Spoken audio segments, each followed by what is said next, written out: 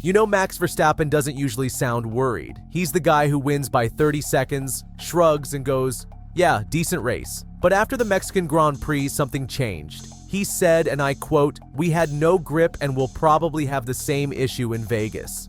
Now, that one sentence might sound harmless, but if you know F1, you know that's code for we're in deep trouble. Because Max isn't leading anymore. And if that same problem shows up in Vegas, this title fight might already be done. So let's unpack what's really going on here. For the first time in years, Red Bull doesn't look like Red Bull. Max finished third in Mexico, behind Leclerc and Lando. He qualified fifth. And even when he was pushing like a man possessed, he couldn't get near Lando. Now, that's not normal.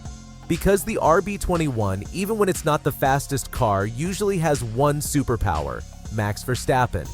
He finds grip where there isn't any. He makes lap times out of thin air. But in Mexico, even he couldn't rescue it. And then he said that line, "We'll have the same problem in Vegas." That's the part that changes everything. Here's why that quote is terrifying for Red Bull. Mexico and Vegas couldn't be more different if they tried. Mexico is all about high downforce, the air is thin, the corners are tricky, you need the car glued to the track. Vegas, it's basically Monza with casinos. Long straights, low downforce, minimum drag. So when Max says the problem connects both, that means it's not setup, it's not a wing level, it's not "we missed the window," it's a trait, something baked into the car's DNA, probably in the floor or the aero balance that makes it unpredictable across conditions. And the worst part, you can't fix that in 2 weeks, you can only manage it. Let's talk numbers, because they tell the real story. After Mexico, Max isn't leading the championship anymore. He's about 36 points behind Lando Norris. 4 races left, 2 sprints, that's roughly 116 points still up for grabs. So mathematically, yeah, he can still win it. But here's the killer stat. This season, about 75% of races have been won by the driver who led lap 1. So in 2025, track position is basically everything. If you don't start up front, you're not winning. Which means the qualifying problem is now a title problem. And that's where Max's admission becomes brutal. See, Max's trademark has always been his Saturday heroics.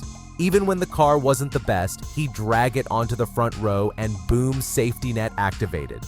But in Mexico, that magic vanished. He didn't make mistakes, he just didn't have the pace. And when even Verstappen can't overcome the car's weakness, that's when you know it's mechanical, not mental. That's why the paddock was buzzing after Mexico. Because if Red Bull can't solve this before Vegas, that's a problem at the exact moment when every point matters. Let's go through what's coming next. Brazil Interlagos. If there's any circuit where Max can punch back, it's this one. He's won from the midfield here. In the rain, in chaos, it's Max territory. But even here, the problem is haunting them. The car struggles with traction out of low-speed corners, and Interlagos has plenty. Then comes Vegas. This is the one Max himself singled out. A low downforce, straight-line monster of a circuit. If the RB21 is nervous through braking zones or can't build heat in the tires, Lando's gone.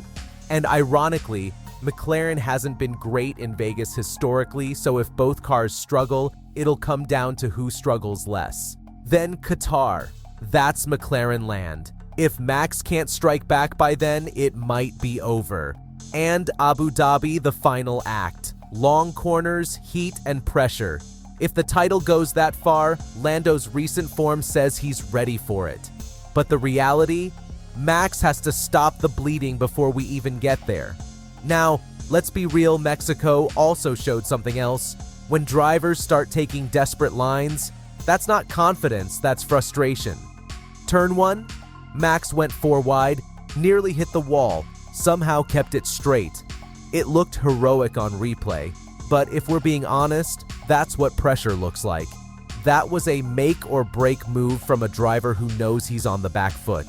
And that's what's scary. We're seeing Max fight the car, not the grid. When your fight shifts inward, championships get messy. But the real story isn't just about one weekend, it's about what Red Bull's running out of. Time.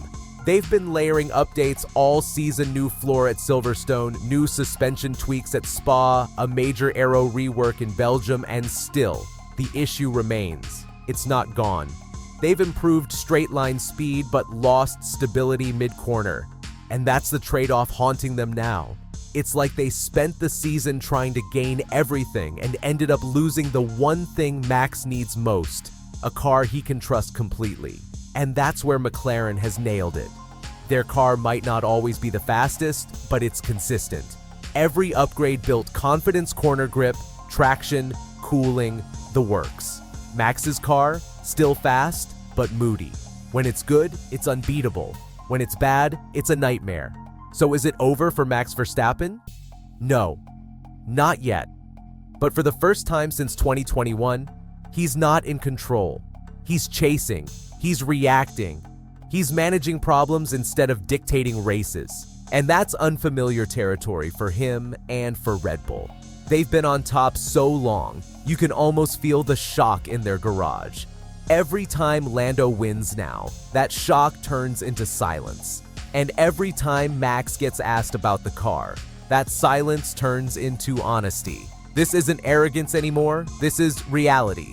The car's not perfect, and Max knows it, which means the next race weekend isn't about dominance, it's about survival. And maybe that's why this championship is so special. For the first time in years, Max Verstappen looks human again. Not unbeatable, not untouchable. Just human fighting his car, fighting time, fighting pressure. That's why we love this sport. Because even the greatest can bleed, and when they do, the whole grid smells opportunity. So what do you think? Can Max fix this before Vegas?